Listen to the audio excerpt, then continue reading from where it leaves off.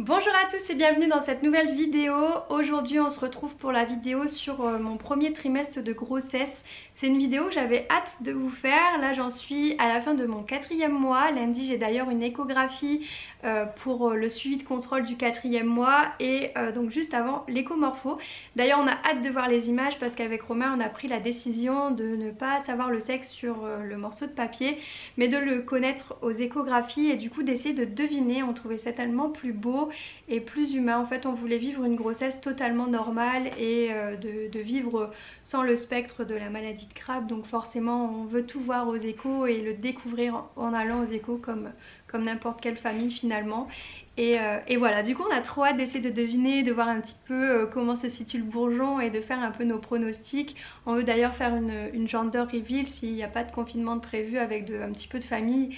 Donc vraiment trop hâte de découvrir du coup directement, d'essayer de deviner et après de découvrir avec la couleur, avec le ballon. On sait pas encore exactement, j'ai un peu regardé ce qu'on pourrait faire pour une gender reveal mais vraiment j'ai trop hâte. Donc on en est à la fin, J'ai déjà entamé correctement le 2e trimestre puisque le 1er mois du 2e trimestre est quasiment terminé et j'entame bientôt le 5e mois, donc il était temps de vous faire une petite analyse de ce 1er trimestre de grossesse qui a d'ailleurs, il y a plein de choses à vous raconter, il y a une prise de décision. C'est vrai qu'avec notre vécu du coup il y a pas mal de choses à vous raconter aussi. Ça n'a pas été évident de prendre cette décision, ça a été un grand pas en avant surtout pour moi qui ai eu du mal aussi au niveau de mon deuil avec notre premier fils. Enfin voilà, ça a été un peu compliqué, donc j'ai préparé cette vidéo pour rien oublier de vous raconter et je pense qu'elle va être un peu longue, j'espère que non parce que c'est vrai que je suis une pipelette et que j'ai tendance à pas mal parler. Il va y avoir peut-être du cut pendant cette vidéo mais voilà, c'est vrai que moi je m'emballe et j'ai tendance à beaucoup parler et du coup c'est un peu compliqué. C'est pour ça que je me suis fait des notes. Morgane, tiens-toi à tes notes. Déjà ça fait déjà 2 minutes et je me suis déjà pas tenue à mes notes. Voilà, pour vous dire comme je discute. Donc je vais commencer par le début et vous raconter comment j'ai su que j'étais enceinte. Il faut savoir que j'ai des cycles qui sont totalement irréguliers depuis le combat avec Eden, même des cycles très compliqués parce que avec tout ce qu'on a vécu, parfois j'avais mes règles 2 fois dans le mois. Jamais de retard par contre, vraiment ça pour le coup, jamais de retard mais toujours beaucoup d'avance parce que ça se déclenchait avec le stress, tout ça. Vraiment j'avais eu des cycles très perturbés. Et par contre j'avais jamais eu de retard de règles et souvent des signes précurseurs de règles, c'est à dire que bouffée de chaleur, j'étais toujours par exemple très fatiguée et très irritable surtout, des signes qui arrivent, des maux, enfin vraiment je suis très douloureuse pendant mes règles. Je peux vous dire que là je souffle vraiment parce que pour le coup c'est trop bien quand t'es enceinte, t'as pas les règles et tout, c'est génial et franchement je revis, j'ai l'impression de me redécouvrir, d'être beaucoup plus gaie, beaucoup plus souriante parce qu'à chaque fois pendant mes règles faut savoir qu'à coup sûr je vais déprimer, je vais être énervée et ça va me mettre, enfin voilà, pendant une semaine je vais du coup être vraiment pas bien et du coup penser à des choses pas forcément positives, surtout avec notre vécu. Et que du coup là pendant cette grossesse je revis clairement. Donc bref, je m'éparpille encore, je vous ai dit cette vidéo ça va être n'importe quoi. Voilà, donc voilà, du coup j'avais 10 jours de retard. Ce qui m'est jamais arrivé parce que du coup à chaque fois j'ai de l'avance sans aucun symptôme précurseur. Donc je me suis dit bah c'est bon, c'est sûr, je suis enceinte, surtout que ça faisait de nombreux mois qu'on avait parlé de concevoir bébé et que du coup bah on faisait plus forcément attention, enfin vraiment c'était, on voulait concevoir donc je ne faisais plus attention durant nos rapports, donc voilà, c'était sûr qu'on voulait concevoir. Et j'avais d'ailleurs installé l'application Flow pour calculer tous mes cycles, savoir quand j'allais ovuler, etc. Enfin vraiment essayer de suivre correctement tout ça. Et voilà, donc 10 jours de retard et pas de signe précurseur de règles, donc pour moi c'était sûr. Donc quand j'ai fait le test de grossesse je savais que j'étais enceinte déjà. Et ensuite quand j'ai eu le petit positif, j'ai fait ma petite annonce à Romain et je suis allée au laboratoire pour faire une prise de sang pour confirmer la grossesse. et j'ai eu les résultats le soir même et bon ça s'est confirmé très rapidement, bien que mon taux il me paraissait un peu bizarre parce que il était bas par rapport à mes dernières règles, donc ça me semblait un peu bizarre. Moi qui je stresse assez facilement, pour moi c'était un peu spécial. Donc une fois que la grossesse ait été confirmée, c'est vrai que j'ai eu pas mal d'angoisses qui ont commencé à monter, à surgir en moi, comme vous le savez. Donc je suis déjà maman de 2 enfants, de 2 petits garçons, et notre premier enfant nous a quittés à l'âge de 5 ans d'une maladie neurodégénérative et génétique. Et du coup c'est vrai que c'était un peu spécial pour nous parce que on a décidé d'avoir bébé 16 mois après son départ. On a voulu vraiment attendre le plus longtemps possible, le temps pour nous aussi d'avancer dans notre douleur, parce que c'était important pour moi d'accueillir cet enfant dans les meilleures conditions, bien que mon deuil et ma peine est toujours extrêmement présente, mais on arrive plus facilement à contrôler au bout d'un certain temps. Et du coup là je me sentais prête, bien que s'il a fallu vraiment un déclic, parce que c'était plutôt Romain qui avait vraiment envie rapidement d'avoir bébé 3, parce que pour lui la différence d'âge entre Elias et le prochain bébé était extrêmement importante, et déjà 5 ans c'est beaucoup. Donc voilà, on voulait des enfants rapprochés, et d'ailleurs bébé 3 était prévu avant même que Eden nous quitte. Enfin vraiment on attendait qu'Elias rentre à l'école et que notre quotidien s'affirme un petit peu dans notre nouvelle vie, puisqu'on avait tout juste déménagé, et de prendre un petit peu nos marques, notre rythme. Mais voilà, en tout cas on était sûr de vouloir un 3e enfant, mais quand malheureusement Eden nous a quittés rapidement après notre déménagement, avant même qu'Elias fasse sa rentrée à l'école. Donc l'envie d'avoir un bébé durant cette première année a plutôt laissé place à la douleur et au deuil, donc c'était vraiment pas notre priorité à ce moment-là. Donc ça a été vraiment pour moi une grosse prise de décision, c'était vraiment faire un pas en avant, un pas vers l'avenir, et ça a été dur au début pour moi de dire oui et de vraiment faire ce pas en avant. Ça a été vraiment un déclic à un moment donné, me dire ok bon maintenant je suis prête à faire ça et à aller de l'avant et à pouvoir accueillir une nouvelle personne au sein de notre famille. Mais c'est vrai qu'au début c'était un peu compliqué, et que Romain était prêt et qu'on a attendu vraiment beaucoup de mois avant que moi je le sois. Et voilà, moi j'essayais toujours de retarder la décision, parce que j'avais encore trop de douleur, et j'avais besoin du coup de me consacrer à ma douleur avant même de pouvoir donner la vie. Bon du coup j'en reviens à ma prise de sang. Le lendemain de ma prise de sang, j'ai une très mauvaise surprise, parce que je perds du sang. Bon c'est pas en grosse quantité, mais c'est assez alarmant, surtout en début de grossesse. Je perds tout espoir, vraiment. Pour le coup je me dis soit je fais une grossesse extra-utérine, soit je suis en train de faire une fausse couche.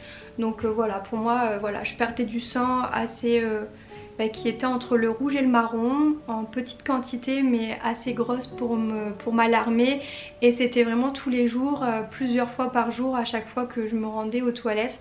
Enfin vraiment pour le coup j'ai eu très peur. Je me suis dit que c'était pas cette fois pour nous, et qu'il y avait peut-être un signe là-dedans que malheureusement ça serait pas pour nous maintenant, et que peut-être que le bébé était pas en santé. Enfin bref, je me suis fait une tonne de films. J'ai d'ailleurs regardé des dizaines et des dizaines de forums, de messages. J'ai essayé de me renseigner si c'était déjà arrivé à quelqu'un, et je me suis fait encore plus peur en regardant un petit peu les témoignages. C'est vrai que c'est pas évident quand on est en début de grossesse, qu'on vit une situation comme la mienne. Je pense qu'on est tous un peu à fleur de peau, et là franchement pour le coup je me mettais plus d'espoir du tout dans la grossesse. Donc j'ai essayé d'appeler des gynécos, des sages-femmes, pour essayer de trouver quelqu'un qui pourrait me recevoir, pour savoir si parce que j'avais peur de faire surtout une grossesse extra-utérine, et que ça nuit à ma santé, et du coup au fait de pouvoir concevoir par la suite. Donc je voulais absolument consulter pour voir si c'était le cas. Et du coup j'ai eu beaucoup de mal au début à trouver quelqu'un. Je tombais sur des gynécos, en tout cas pas super humain qui me disait au téléphone bah c'est trop tôt, de toute façon on verra rien à l'échographie, donc bah attendez en gros de voir si vous faites une fausse couche ou pas. C'est un peu ce que j'ai compris, ou si vous avez d'autres symptômes, si vous avez mal au ventre. Mais voilà, du coup moi qui étais très stressée, c'est vrai que pour le coup bah c'était un peu spécial. Après je suis tombée sur un cabinet de sage-femme qui est non loin de chez moi, d'une douceur incroyable, d'une sympathie. Je suis très contente d'être suivie par ce cabinet. C'est des femmes extrêmement incroyables, c'est très familial. Elles ont un rapport avec les futures mamans tellement doux, tellement plus abordable. Enfin vraiment, il y a vraiment une belle communication. Et du coup je l'ai eu au téléphone et elle m'a donné le conseil d'aller refaire une prise de sang pour voir si mon taux augmentait. Donc j'ai refait des prises de sang toutes les 72 heures pour voir si le taux augmentait. Donc ce qui était rassurant, c'est que quand j'avais les résultats, c'est que le taux augmentait bien, donc ça pouvait montrer une grossesse évolutive, donc ce qui m'a énormément rassurée quand même. Et elle a pu me recevoir dans la semaine pour faire une première échographie et pouvoir me rassurer. Bon, entre temps elle pouvait me recevoir plus tôt, mais entre temps j'ai un déplacement professionnel que je peux pas du tout annuler, qui est prévu depuis super longtemps, et je peux pas non plus trop parler de ce qui arrive en fait, donc c'est un peu particulier. Donc je pars une nuit, j'essaie quand même de me reposer, puis j'étais pas mal angoissée de faire beaucoup de trajets parce que en perdant du sang en début de grossesse comme ça, j'avais peur de perdre bébé tout simplement. Donc c'est vrai que j'ai essayé quand même de me reposer sur place, et quand je suis revenue, donc j'ai eu mon premier rendez-vous. J'étais très contente de tomber sur ce cabinet. Vraiment pour le coup je suis tombée sur des personnes très humaines, et en fait durant l'échographie on a pu observer qu'on voyait un sac gestationnel. On ne voyait pas encore forcément l'embryon, on voyait encore rien en fait dans le sac, mais on a vu qu'il y avait un décollement de placenta, donc en fait c'était la cause de mes saignements. Donc voilà, donc comme je l'ai su très tôt que j'avais un décollement, j'ai pu prendre les mesures pour me reposer à la maison le plus souvent possible, d'être allongée pour que ça se résorbe le plus rapidement possible avant le test prénatal par exemple. Donc voilà, il fallait vraiment que je me repose un maximum pour que tout se le passe le mieux possible. Mais ça m'a vraiment rassurée de savoir que finalement c'était un décollement.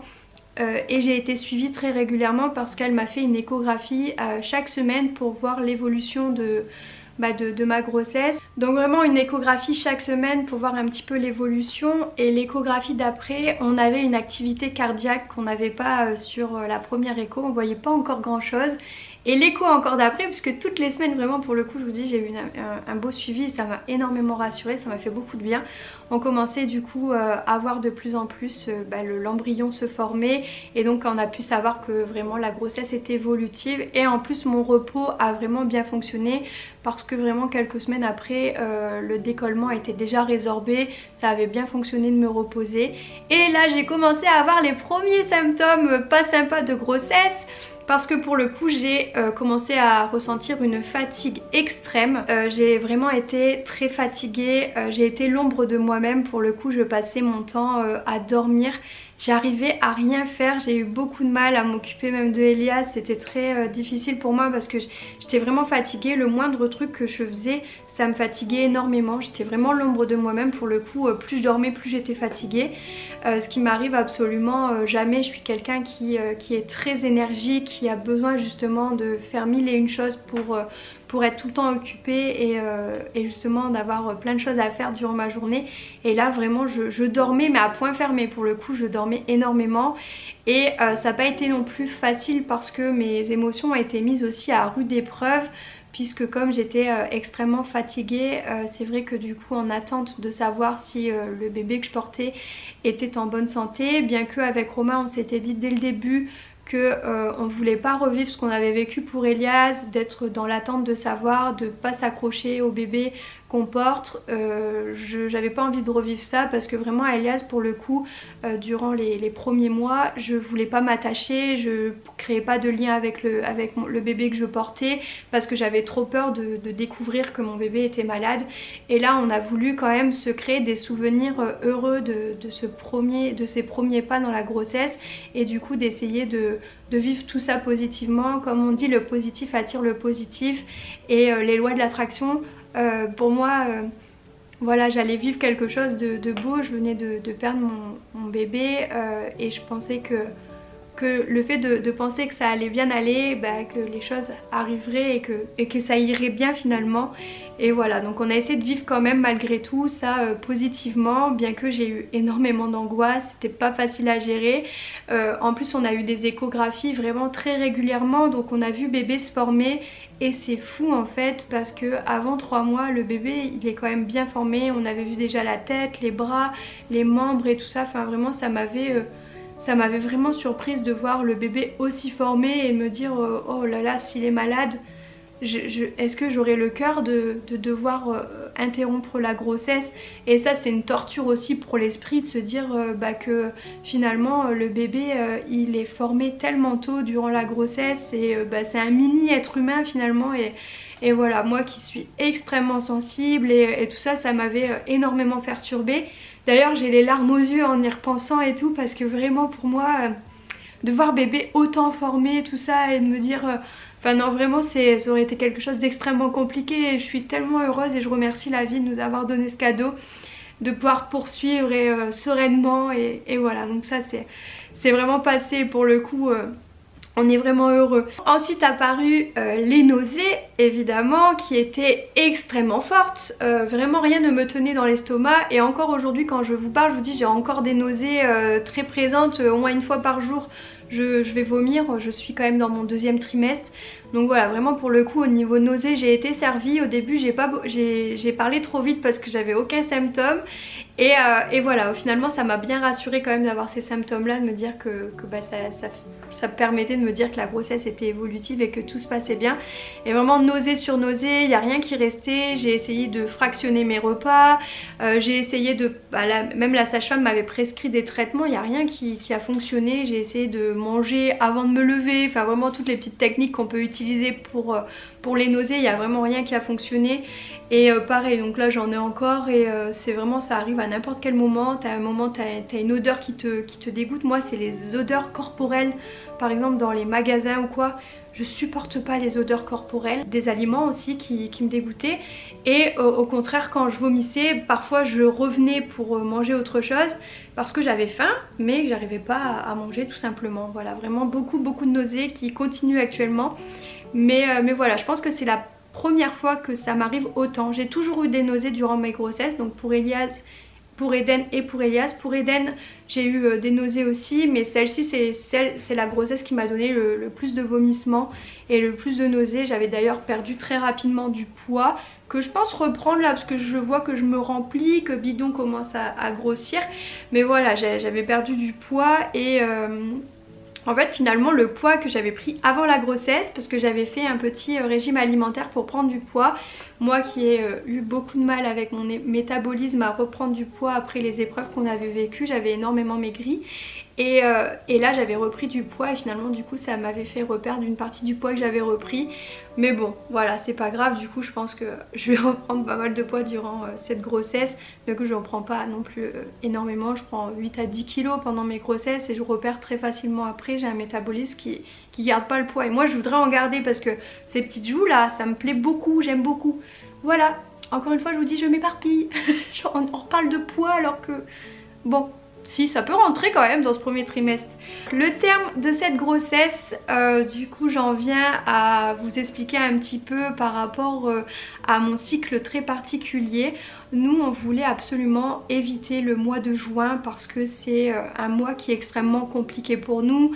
Dans ce mois de juin on a le décès de Eden, son enterrement, le diagnostic de sa maladie, on a également son anniversaire, donc c'est vraiment un mois qui a des dates assez importantes pour nous. C'est un mois qui est très douloureux pour nous et on souhaitait l'éviter. Et d'ailleurs je faisais tout pour, parce qu'on avait calculé un petit peu l'ovulation et tout ça, donc je pensais vraiment pas tomber enceinte pour le mois de juin et surtout pas pour cette date de terme non plus, parce que bah, le bébé est attendu pour le 25 juin et le 25 juin c'est la date de terme de Eden qui est né le 24 juin. Donc finalement on l'a pris comme un signe, ça m'a fait énormément de bien, ça m'a beaucoup apaisée en attente des résultats de la biopsie. Ça m'a vraiment apaisée parce que Je me suis dit que c'était un signe, que c'était quelque chose de positif et au début avec Romain on réfléchissait, est-ce qu'on va déclencher l'accouchement pour éviter cette date. Voilà, on voulait réfléchir justement à déclencher l'accouchement au milieu du mois où il n'y a pas trop de dates importantes pour nous, et finalement on a beaucoup réfléchi et on s'est dit qu'on allait laisser les choses faire naturellement et que si ça devait arriver c'était que c'était un signe du destin et qu'on voilà, j'ai jamais été pour les déclenchements etc, mais c'est vrai que dans notre situation c'est quand même particulier et au début on était un peu partagés en mode ouais c'est quand même, voilà, on voulait que chacun ait sa date, que bébé ait sa propre date et qu'Eden aussi. On voulait pas non plus que bébé soit perturbé finalement par le fait qu'il soit né par exemple le même jour que son frère qui nous a quittés. C'est quand même quelque chose qui est pas facile à vivre. Donc voilà, on voulait que chacun ait sa propre date et que nous aussi on puisse vivre les choses tellement positivement pour le bébé qui arrive, pour que sa date anniversaire soit uniquement une journée extrêmement joyeuse. Mais voilà, les choses arriveront comme elles arriveront, on se dira que c'est un signe du destin et je suis certaine que chacun aura sa date et que c'était juste un beau signe de Eden. Enfin, en tout cas on le prend comme ça et ça me fait du bien de le penser, que c'est un signe de mon petit ange qui nous a envoyé une belle lueur d'espoir pour notre avenir. Et ensuite vient le jour de vraiment l'écho, la première écho T1 officielle. Ça a été hyper émouvant parce qu'on a vu bébé hyper bien formé, bien écouter le cœur, enfin vraiment du coup on a pris plein de photos. Enfin la sage-femme a été adorable, elle a vraiment pris le temps de prendre des photos de bébé dans tous les sens, il était hyper coopératif, enfin, il ou elle, je dis le bébé parce que je sais pas encore, mais hyper coopératif, bougeait dans tous les sens, c'est un bébé qui bouge énormément, je me dis waouh, c'est... Enfin voilà, c'était à peine l'écho T1, il bougeait tellement, c'était fou, enfin vraiment pour le coup il était trop mignon, on a vu ses petites jambes, on voyait tout formé, les petits pieds et tout, c'est tout petit et c'est déjà autant formé. Ça, voilà, moi je trouve ça extraordinaire de voir à quel point ça va vite et à quel point un bébé grandit rapidement au fond de nous en fait finalement, et ça m'a ému rien que de d'y repenser, de voir que bébé évolue si vite dans le ventre d'une maman. C'est incroyable vraiment ce que le corps humain peut faire, c'est fou. Et voilà, on a pu voir tous les petits détails, c'est super beau et on a vécu ça avec Romain. Elias était à l'école, mais voilà, en tout cas ça nous a fait chaud au cœur. On a vécu ces souvenirs positivement parce qu'on a voulu regarder les images etc, et on s'est dit que voilà, que malgré tout, même si ça se poursuivait pas, on voulait quand même se faire des souvenirs heureux de cette grossesse parce que c'est tellement difficile du coup de faire abstraction de tout un premier trimestre si on ne sait pas ce qu'il en est. C'est vraiment dur en fait pour Elia, j'aurais voulu vivre les choses autrement, donc c'était vraiment une décision importante pour nous de vivre concrètement les étapes de la grossesse, même si on ne connaissait pas le résultat. Donc ensuite arrive le jour de la biopsie du trophoblaste. C'est un examen qui est extrêmement important, qui peut être très stressant, mais j'ai décidé d'y aller sereine, d'essayer d'être le plus détendue possible pour que ça se passe le mieux possible et de vivre les choses pour que ça se passe le mieux possible finalement. D'être détendue c'est important. Et par exemple à Elias j'avais pas pu faire la biopsie parce qu'il était trop tard, donc j'avais fait une amniosynthèse, j'étais finalement rendue beaucoup plus tard dans la grossesse pour faire l'examen, ce qui est aussi assez difficile moralement finalement d'attendre autant de temps. Mais voilà, j'avais pas pu faire la biopsie parce que j'avais pas tous mes résultats génétiques par rapport à Eden qui était diagnostiqué depuis peu de temps. Donc voilà, donc c'était un peu plus compliqué. Je l'ai vécu plus difficilement finalement. Moi j'ai vraiment pas eu mal, je trouve que ça va très vite et que voilà, ça se fait sous contrôle échographique. Donc au début on met une blouse,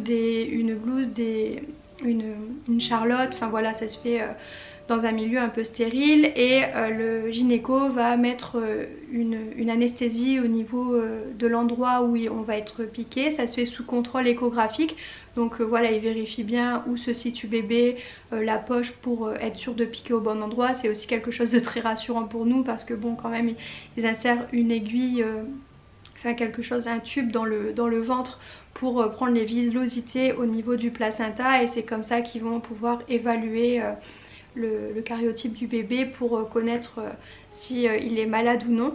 Et voilà, ça dure 1 minute, donc en fait on sent l'aiguille transpercer le ventre et l'aspiration un peu, mais ça va très vite en fait finalement, donc on n'a pas le temps de se rendre compte avec l'anesthésie. Enfin, du coup ça fait vraiment pas mal pour le coup au niveau de la piqûre. J'ai vraiment pas senti grand chose. À Elias c'était pareil, donc vraiment pour le coup au niveau de la douleur très sereine. Toujours un peu d'angoisse de voir quand même qu'il transperce le ventre et du coup on regarde bien si il touche pas bébé tout ça, mais voilà, pour le coup c'est quelque chose qui a été facile pour moi. En tout cas je pense que c'est peut-être plus compliqué pour d'autres femmes, mais pour moi ça s'est bien passé. Donc on a les résultats pour une maladie génétique entre 10-15 jours voire plus parfois. Nous ça a été plutôt rapide pour le coup, ça a pris 11 jours exactement, donc ça a été rapide. Et pour Elia, j'avais pas voulu m'investir émotionnellement dans la grossesse. Et là, c'était vraiment différent. J'avais une sensation très positive avec le signe que j'avais reçu par rapport à Eden. Enfin, vraiment, les choses ont fait que je me suis sentie beaucoup plus sereine pour cette grossesse. Et du coup, ça a été plus facile d'attendre les résultats, moins stressant. On a essayé de vivre les choses plus positivement. Et voilà, donc résultat, on était très contents et très soulagés parce que c'est vrai que bon, même si on a vécu les choses plus positivement cette fois-ci, c'est quand même quelque chose d'extrêmement stressant de se dire que si jamais l'enfant est touché par la maladie, on devrait interrompre la grossesse. C'est quelque chose qui aurait été très dur à vivre pour moi qui du coup s'était extrêmement attachée et c'était important pour moi, donc je l'aurais vécu quand même très difficilement. Ça ne nous aurait pas arrêté de devoir continuer cette aventure par la suite, mais en tout cas ça aurait été voilà, encore une épreuve difficile et tellement heureuse et tellement soulagée de pouvoir poursuivre cette grossesse, de voir bébé grandir en moi, de commencer un peu à sentir bouger parce que ça y est, depuis le 27 décembre je sens des coups un peu en dessous du nombril, donc j'ai l'impression, vous savez, je sais pas, comme s'il y avait une pomme qui bougeait au niveau de la paroi un petit peu. Romain il sent pas encore vraiment, mais en tout cas moi je sens bien, pas tous les jours, des fois je m'inquiète un peu, je me dis mais j'ai pas senti aujourd'hui, mais il paraît qu'avant 20 semaines c'est vraiment que du bonus et pour le coup je pense que j'ai eu pas mal de bonus parce que pour le coup je sens bien. Je pense que si une troisième grossesse on sent plus facilement bouger, mais voilà, là c'est vraiment je sens bien bouger très régulièrement. Et j'ai hâte de bien sentir tous les jours. C'est vrai que dès que je le sens pas trop, ça m'inquiète un peu, je regarde sur internet, mais voilà, c'est que du bonus apparemment, on peut pas sentir trop à ce stade là, mais j'ai trop hâte. C'est quelque chose que je trouve vraiment magique, voir mon ventre évoluer, je me sens bien pendant cette grossesse. Je sais pas, en fait durant mes 2 premières grossesses j'étais pas forcément à l'aise avec mon corps, j'étais jeune aussi hein, à Eden, c'était pas forcément une décision qu'on avait prise avec Romain, c'est arrivé comme ça. Pour Elias c'était vraiment aussi pour nous accrocher à la vie, avancer, voire continuer de construire notre famille. Ça arrivé dans un contexte aussi très particulier. Et du coup j'ai jamais vraiment profité intensément de mes 2 premières grossesses et là je savoure, vraiment je savoure, j'observe mon ventre, je me touche plus souvent, je me sens bien et même dans mon corps je me trouve jolie enceinte parce que j'ai plus de forme, la poitrine aussi qui grossit, voilà plein de choses comme ça parce que j'ai une faible poitrine habituellement et là je sais pas, je me sens très bien dans mon corps et ça fait du bien, donc je me sens joyeuse, je me sens bien. Ça fait quelques semaines où j'ai pas pleuré du tout en fait. Je me sens vraiment à l'aise dans mon corps, dans mon esprit. J'ai pas voilà d'hormones qui, comme quand j'ai mes règles, qui me font être pas bien pendant une grosse semaine dans le mois où je vais faire que pleurer, penser à des idées noires. Là je me sens très positive, même avec Romain du coup ça se passe très bien. Enfin pour le coup je suis très épanouie. Pour le coup je vous le dis, je suis vraiment très épanouie et voilà. Donc pour conclure, pour moi le truc le plus difficile durant le premier trimestre de grossesse c'est vraiment le fait d'être... que personne n'est au courant finalement, personne n'est dans la confidence et en plus pourtant c'est le mois, enfin le trimestre finalement le plus difficile parce qu'on a beaucoup de mots et dans notre situation c'est une situation hyper particulière, donc le fait de devoir garder le secret comme ça n'a pas été évident. Voilà un petit peu pour cette vidéo. J'espère qu'elle vous a plu. En tout cas moi j'étais trop contente de vous la faire et j'ai trop hâte de poursuivre cette aventure avec vous finalement, de vous partager tout ça. Ça me fait trop plaisir de partager mon bonheur avec vous finalement. Et voilà, trop hâte. Prochaine vidéo, je pense qu'on fera le baby name tag ou je devine le sexe ou quelque chose comme ça, un truc un peu rigolo. J'ai trop hâte, franchement j'ai trop hâte. Je vous souhaite à tous une très bonne journée. Je sais pas quand vous regardez cette vidéo, mais en tout cas j'étais trop contente d'être avec vous et je vous dis à très bientôt. Ciao ciao.